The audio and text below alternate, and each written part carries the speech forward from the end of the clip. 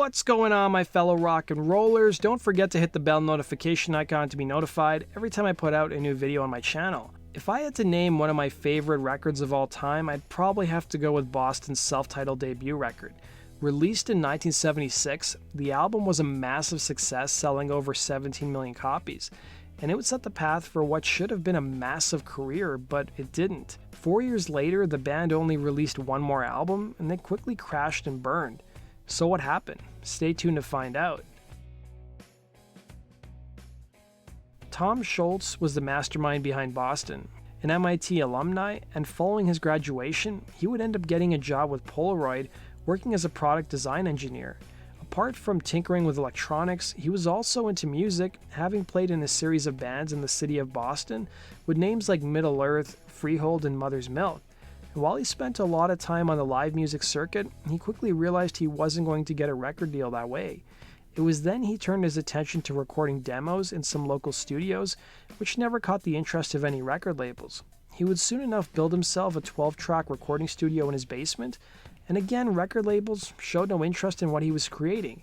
It wasn't until he enlisted the help of several musicians he had played with on the local Boston circuit that he finally got the attention of the labels. Guitarist Barry Gaudreau, who Scholz played with in Boston on the live music circuit, would introduce him to singer Brad Delp. They worked on and created the songs that formed the first Boston album, albeit some of them with different names.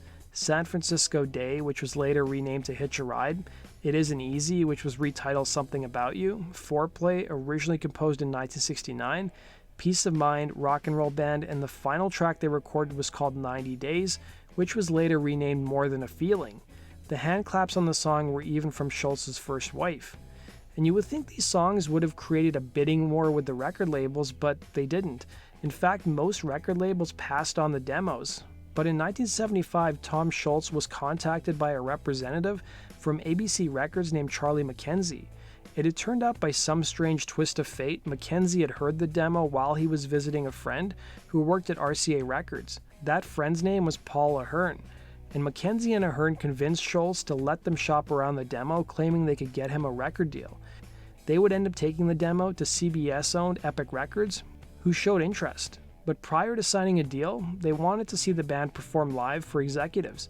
Epic staff producer Tom Werman recalled to Classic Rock magazine hearing the demos for the first time, revealing, after More Than a Feeling, which sounded quite like the final product, and halfway through the second song, I stopped the tape. I couldn't believe that this music was actually available to us, and told Ahern that if Lenny and I could see the band reproduce this live, we'd guarantee we'd sign them. As Scholz turned his attention to doing a live showcase for record executives, he didn't really have a band. Scholz would work with Delp, as well as a bunch of local musicians they already knew from the Boston music scene for the live showcase, which took place at a warehouse space which ended up belonging to Aerosmith. The band would pass with flying colors and signed an astounding 10-album deal that would last 6 years. While it may seem crazy, that was a standard contract that was given to bands back then. However, things started to turn sour for Scholz when Epic Records told him that they wanted him to re-record the demos in a studio setting with an experienced producer. The label suggested John Boylan, who met Scholz, where the pair hatched a pretty impressive scheme. Instead of going to LA to re-record the demos, which Scholz thought was pointless, he would stay home in Boston and work in his basement sprucing up the demos to give the record label something that seemed more polished. Meanwhile, the rest of the band would go to Los Angeles to work on new material that would turn into the song Let Me Take You Home Tonight. Scholz stayed home, fastidiously gussying up the demos to give Epic something that sounded like a more polished version, and he would end up striking a deal with Boylan where he got a producer credit as well. The plan worked, and the label was none the wiser. With an album in the can, the band still didn't have a name. It would be the album's producer and his engineer who suggested to use the name Boston, and the name stuck. Released in the summer of 1976, the album was a massive hit, becoming the fastest-selling record of the 70s, helped in large part by the opening track and single More Than a Feeling. More Than a Feeling would be a top 5 hit, and it was enough of a reason for Scholz to quit his job at Polaroid. Now the band had to turn its attention to touring, which saw them open for some pretty big names, including Foghat, Black Sabbath, and Blue Oyster Cult. And while the tour was enjoyable for the group, the record label was hungry for another album. Scholz felt the pressure, but being the perfectionist he was, he felt like it was too soon to record a follow-up.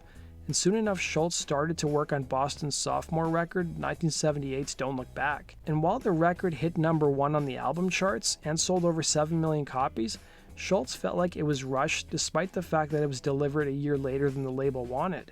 Scholz wanted the freedom to work on the record for as long as he needed, without the pressure of a label, but unfortunately the business doesn't work that way. The tour to support the album was grueling, lasting over 2 years, and during an interview with Third Stage, Scholz revealed, "We had gone on a horrible tour in 1978, 1979.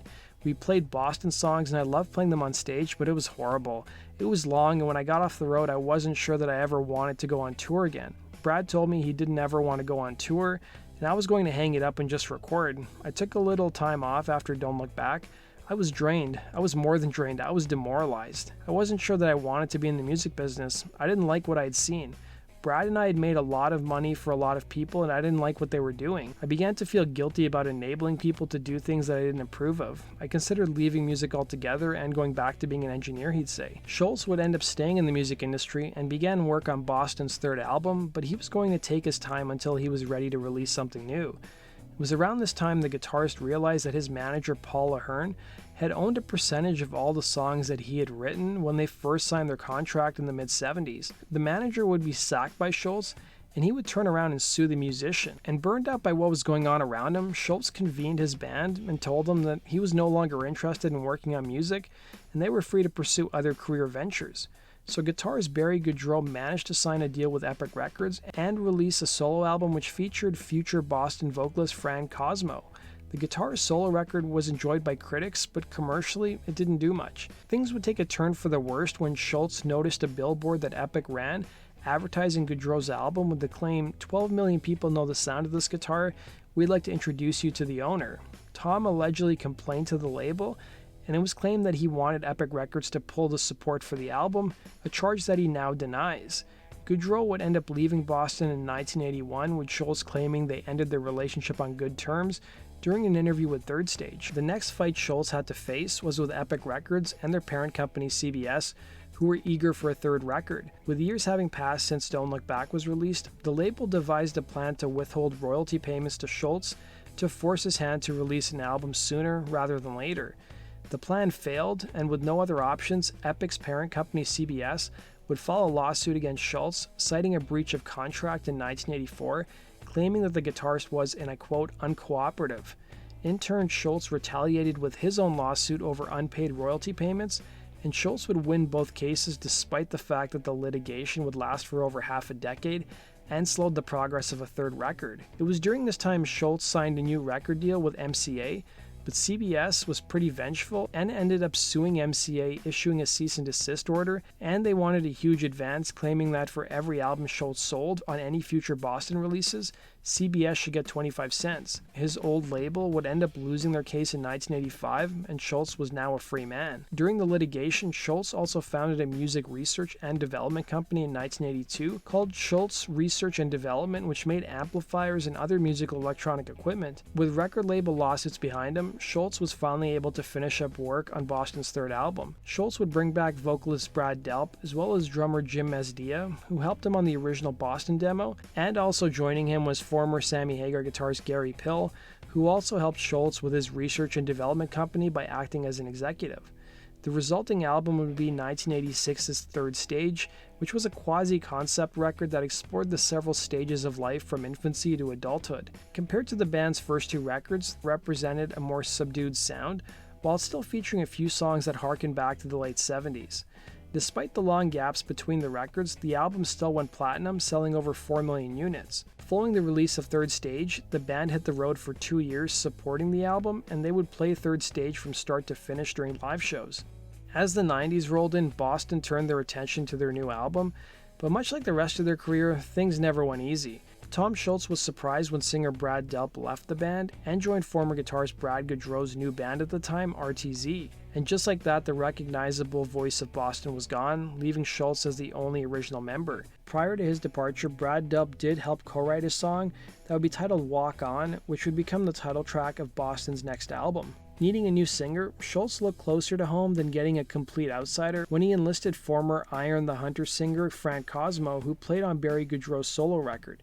The next Boston album, titled Walk On, would be released in 1994, and there would be elements of the band's 3 previous records sprinkled throughout the album. The record, though, failed to be a top 5 hit, peaking at number 7, but it still went platinum and produced the single I Need Your Love. As the band got ready to hit the road to support the record, vocalist Brad Delp rejoined the group. With 2 singers in the band, Delp shared vocal duties with new singer Fran Cosmo. Now, looking back at Boston's career, 8 appears to be the magic number, as the band would take another 8 years to release their follow-up album, 2002's Corporate America. The marketing strategy behind Corporate America was a bit different than their previous records, as Boston was no longer on a big label, and Scholz would upload the album to mp3.com under the moniker Downer's Revenge instead of Boston.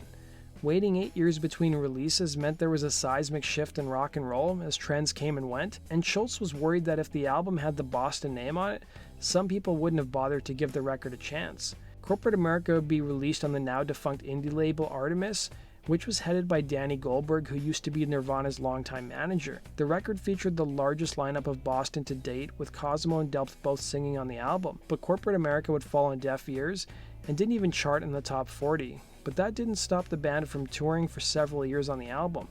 And Scholz's business relationship with Artemis Records would be short-lived, as he would turn around and sue the label for $4 million for, as he claimed, inadequately promoting the album, despite repeated promises from the label that the record would be the company's highest priority. Fast forward to March of 2007, Boston fans were shocked to learn that the voice of the band, Brad Delp, had taken his life in his home in New Hampshire. Rather than coming together in the aftermath of his death, a lot of people started pointing fingers, more specifically at Tom Scholz.